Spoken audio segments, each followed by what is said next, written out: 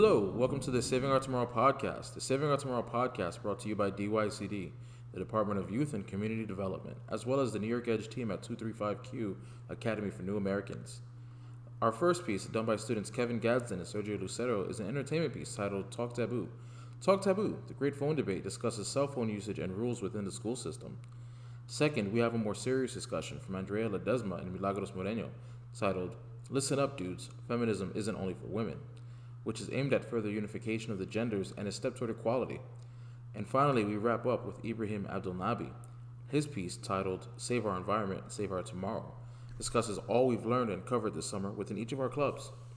Special thanks and shoutouts go to G1 Lee, Joe Soto, Daniel Pesantes, Mustafa Abdelkawi, and the rest of the students at Summer Camp 235, helping to make this possible, either through their assistance or aiding in the summer experience. Without further ado, we bring you our feature podcast. Now when Kevin and Sergio talk taboo the grim from the vet. Hi, this is Kevin. And this is Sergio. And today we're going to be talking about cell phones in school.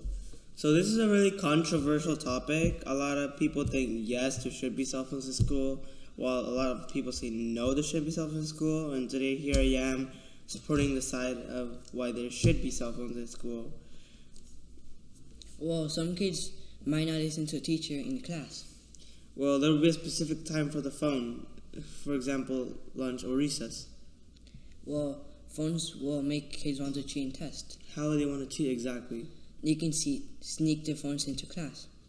Well, I've thought of a solution, which is that students will only be able to use phones during lunch or recess, and there will also be the sign-in, sign-out system. So when you first come into school, you have to sign in your phone and then put it into this kind of locker thing where all the other phones will be stored. And then for lunch or recess, you can sign out your phone, but at the end of that, you have to send them back in. And if you're not responsible, you don't send them back in and keep your phones. And then you get caught, your phone will be taken away for the rest of the school year. And this should only be for middle school and above. But some kids might have a phone. Well, there's going to be a student contract at the beginning of the year which says which you have to put it you have a phone or not, and if you don't, then you're not able to use your phone during school. And also, if it says that you can't, if you don't want to use your phone in school, you're not allowed to, so you can't lie. What if your phone gets lost or stolen? Well, this will also be part of the student contract, which says that you're responsible for your own phone, and whatever happens to the phone, it's your own responsibility. Or they can bring phones into the bathrooms and play games. Well, there are already bathroom policies that should be able to make this not happen, so that shouldn't be a problem. And there's also a big risk. Why would you take it? There's a very specific time that you can use your phone. Just wait. But kids won't interact with other students. Well, some kids are more social than others, so not a lot of kids interact anyways. And kids can interact through video games or texting or stuff like that. Kids might fight because of phones. For example, they might fight about who has a better phone, or because who lost in a game. Well, most kids are just happy to have a phone, and phone usage might be able to actually lower the amount of fights because they will have something else to think about instead of the conflicts. And also, it just really depends on the student. It's not about the phones. Kids might take photos of teachers and students without their permission. Well, this should also be part of the rules where if you get caught doing this, your phone will also be taken away and stuff like that. Kids might listen to inappropriate music. Well, if kid wants to listen to music, they can listen to the music they want. Did you have to use headphones? Kids won't be able to listen for an emergency if they are wearing headphones. Well, there'll also be for headphones, you will only be able to use one headphone at a time. So it's you can listen to your music, but also listen to what the teachers or other people are saying. I see your point. I see a way that we can work this out. Well, you also brought really good points up that had challenged my points. So this is Kevin and Sergey signing off. But first, what do you think about this? Listen up, dudes. Feminism isn't only for women, equality for tomorrow. Hello world, my name is Milagros. And my name is Andrea. Today we will be talking about feminism and what it means. Feminism is is equality not for only for women but equality for men too. Machismo is masculine pride and misandry is a person who dislikes or is strongly prejudiced against men. Now that has been said, we may continue. A lot of people agree that we should have more equality, but those are the same people that say that for some things men are more important than women, and vice versa. And that is when machismo and misandry in this form. The same way that women are supposed to be important, men should too.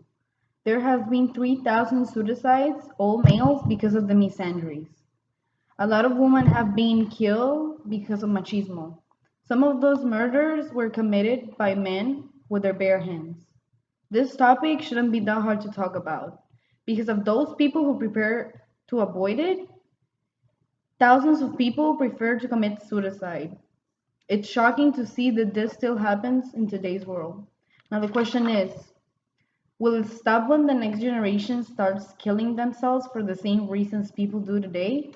Don't let it come to that. Men and women should learn how to listen to each other and how to respect each other's opinion because not everybody has the same opinions. If we did, everything would be twice as easier but twice as harder. Men and women should get paid for the same jobs and careers shouldn't get classified by sex or anything for that matter. And more importantly, men and women should learn the important roles that they both play in the world today and always. We should appreciate what we do for each other. And I know it sounds like something that is hard to do, but the change starts now with people like Michelle Obama, Oprah Winfrey, John Legend, but more importantly, with us.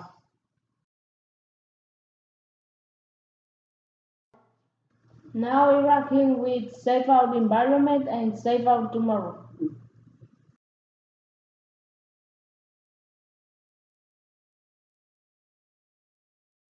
Hello. Good morning, everybody. My name is Ibrahim Abdel Nabi. Today, I'm going to be talking about our environment and how we can save our tomorrow and make the environment a better place. As we all know, everything around us, whether living or not living, is the environment.